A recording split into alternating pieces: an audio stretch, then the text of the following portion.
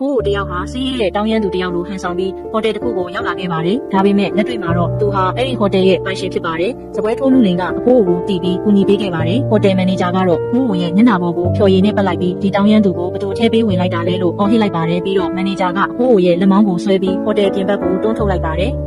အဖိုးဟာအပြင်ဘက်မြေပြင်ပေါ်ကိုလဲကျသွားခဲ့ပါတယ်ဒီလိုဟာတကယ်တော့ဟိုတယ်ပိုင်ရှင်ဆိုတာကိုမန်နေဂျာမသိခဲ့ပါဘူးစပွဲထိုးဟာအပြင်ကိုထွက်လာပြီးအဖိုးကိုထထိုင်နိုင်အောင်ကူညီပေးခဲ့ကအဖိုးရဲ့ကြောပြင်ကိုလွှမ်းခြုံပေးဖို့သူကိုယ်တိုင်ဝတ်ထားတဲ့အင်ဂျီကိုချွတ်ပေးခဲ့ပါတယ်ဒါအပြင်သူ့အိတ်ထဲကပတ်ဆိုင်ချုံကိုထုတ်ယူပြီးအဖိုးကိုပေးရင်ကျေးဇူးပြုပြီးတခုခုဝယ်စားလိုက်ပါအဖိုးကျွန်တော်ကဒီမှာအလုပ်လုပ်နေတာဆိုတော့အများကြီးမကူညီနိုင်လို့ပါမဟုတ်ရင်ကျွန်တော်ကိုယ်တိုင်စားတော့ပေးချင်တာပါလို့ပြောခဲ့ပါတယ်အဖိုးကရပါတယ်နားသားကျေးဇူးပါပဲမကြခင်ငါတို့ပြန်ဆောင်ကြတာပေါ့လို့ပြန်ပြောခဲ့ပါတယ်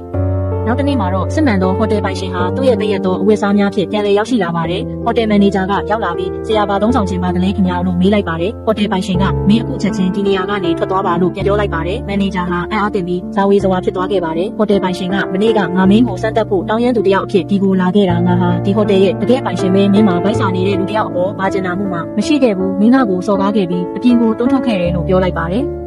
မန်နေဂျာကတောင်းပန်ခဲ့ပေမဲ့ပိုင်ရှင်ကတော့သူ့ကိုလောက်ကနေထုတ်ပေးလိုက်ပါတယ်။မန်နေဂျာထွက်သွားပြီးနောက်ပိုင်ရှင်ဟာစပွဲထိုးလေးစီအင်ဂျီနဲ့ပတ်စံကိုပြန်ပေးလိုက်ပြီးမင်းရဲ့နှလုံးသားထဲမှာကျင်နာမှုနဲ့စာနာထောက်ထားမှုတွေရှိတယ်။ဒီနေ့ကစပြီးမင်းဟာဟိုတယ်မန်နေဂျာအစ်စ်ပဲလို့ပြောလိုက်ပါတယ်။စပွဲထိုးလေးဟာအလွန်ဝမ်းသာသွားခဲ့ပါတယ်။ရိုးသားတဲ့ကောင်လေးအတွက် like, share နဲ့ subscribe လုပ်ပေးခဲ့ကြပါဦးပုံမှာနောက်ထပ် hospitality industry တည်တံ့အတွက်ဖြစ်ရမှန် story တွေကိုကြည့်လို့ရပါ။ကျေးဇူးတင်ပါတယ်။